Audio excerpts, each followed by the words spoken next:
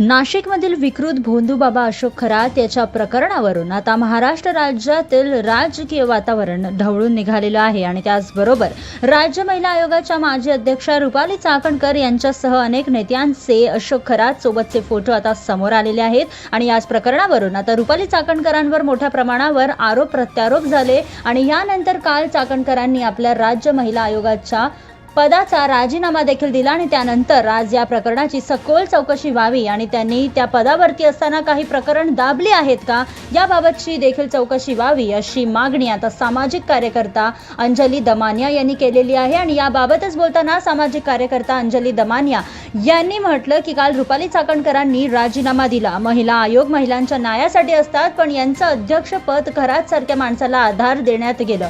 माझ्याकडे महिलांच्या 4-5 केसेस आल्या आहेत. काल सुनील तटकरे यांची बॉडी लँग्वेज पाहिली, ते संतापून पळून गेले. पण तुम्ही कितीही पळणार, मी सोडणार नाही. हे सर्व ओशो जल घ्यायचे. मुख्यमंत्र्यांना आभार, तुम्ही महिलांच्या डोक्यावर हात ठेवले, तुम्ही उपकार केले राजीनामा घेऊन, असंही अंजली दमानिया यांनी म्हटलेलं आहे. मात्र आता नाशिकमधील विकृत भोंदूबाबा अशोक खरात यांच्या प्रकरणावरून राज्यातील राजकीय वातावरण ढवळून निघालेलं आहे.